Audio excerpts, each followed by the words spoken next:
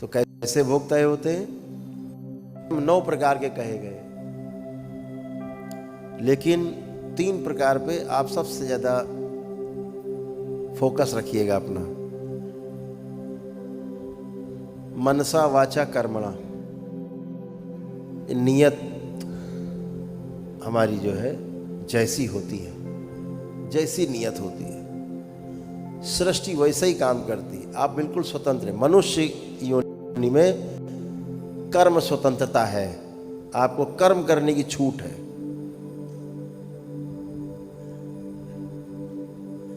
लेकिन भोगने में आप परतंत्र हैं, आप उससे नहीं बच सकते।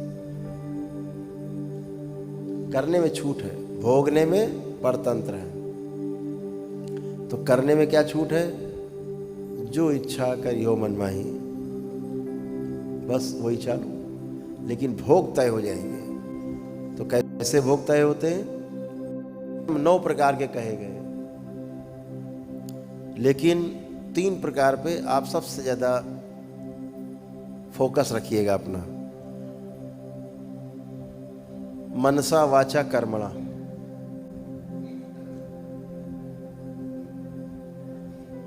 यकृत कारित अनुमोदित, और 3 मिला लो 6 हो गए। भोग ना बने इसके लिए 6 प्रकार के कर्म तो आप जोड़ ही लो, ज्यादा अच्छा है।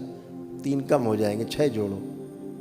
मनसा वाचा कर्मणा और कृत कारित अनुमोदित। मनसा मतलब मन में सोच भी लिया कि कल इसको मिल जाए तो इसका ये कर देंगे। भगवान कह रहे ये मर जाए, ऐसा आ गया भाव, आपका भोग तय हो गया। मन में आपने सोचा, केवल आपने सोचा कल इसको तो हम मारेंगे पटक के, कुछ भी हो जाए। भले सवेरे होते होते सो के उठो, अरे छोड़ो हटाओ मरने दो, लेकिन आपने जो सोचा है रात में उसका भोग तो तय हो गया। भले आपने उसको नहीं मारपीट की, तो मन में वाचा बोल दिया तो भी भोग। जब मन में सोचा उसका आ गया तो आगे तो बहुत भोग है। कर्मणा कर दिया, हाँ, तो भी भोग है। और कृतकारित अनुमोदित, अनुमोदन कर दिया किसी का, किसी ने कहा उसको जाके तो हम आज मार ही देंगे, तो आपके तो बहुत अच्छा है, मारो सारे बदमाश है। आपने बोल दिया लूट लाए इसको, आपने कहा बहुत अच्छा किया, आपका ही भोग साथ में तय हो गया। अनुमोदन कर दिया आपने, या किसी से करा दिया। यही तंत्र में है। आप अगर किसी का बुरा करते हो तो फिर आपका भोग तय हो गया। माँ किसी को सुधारने के लिए, बच्चे को सुधारने के लिए थप्पड़ मारती है, उसका भोग नहीं बनता, वो सुधारने के लिए प्रयास कर रही है। तब कैसे करती थी यशोदा मैया? बांध देती थी भगवान श्री कृष्ण को, ओखली में बांध देती थी, पेड़ में बांध देती थी, शरारत करते थे वो। उससे भोग थोड़ा ना बन गया, वो तो सुधारने के लिए करती थी कि अपने लाला को कैसे हम जो है सुधारें। कुटते पीटते रहते थे, अपनी लीला करते रहते थे, तो उससे भोग नहीं बनता। आप किसी को सुधारने के लिए कोई प्रयास कर रहे हैं, कोई टीचर है हाथ लाल कर देता था बचपन में, तो उससे भोग नहीं बनता है, क्योंकि आपके भलाई के लिए कोई प्रयास कर रहा है। सबसे बड़ी चीज है कि नियत। नियत क्या है, ये बड़ी चीज है। एक आदमी लूट रहा है किसी को, लूट के गोली मार के लूट लेता है, छुरा मार के, उसका भोग बन गया। लेकिन वहीं एक आदमी, एक पुलिस वाला या कोई अच्छा आदमी, वो गोली मार के बदमाश को मार देता है, बचा लेता है किसी महिला को, उसको सरकार पुरस्कार देती है। सूक्ष्म जगत में भी उसका भोग नहीं बनता। उसकी नियत है, बचाने की नियत है। जहां बचाने का काम करते हैं उसमें कुछ होता है।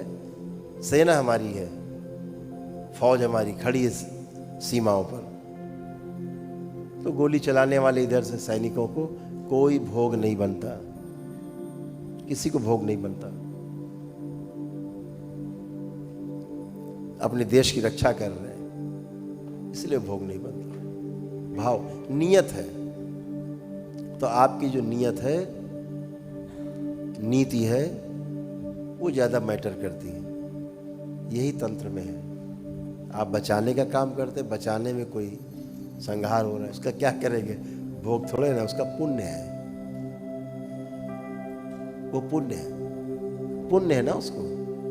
नहीं, वो तो अपराधी है, उसको नहीं बचाना चाहिए। डॉक्टर तो डॉक्टर है, वो तो इलाज करेगा। अपराधी हो, चाहे वो जज साहब हो, चाहे अधिकारी हो, चाहे नेता हो, चाहे सामान्य व्यक्ति हो, वो तो धर्म है उसका बचाना।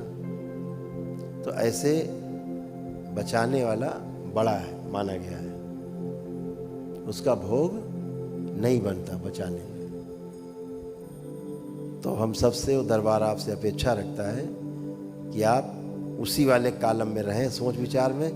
हमें रक्षा करनी है सबकी, हमें अच्छा करना है सबको, और हमें सबको ऐसा ही बनाना जैसे आप बनना चाह रहे हो, ये भाव रखना है। तो भोग बनने के बजाय आपका पुण्य बढ़ता है।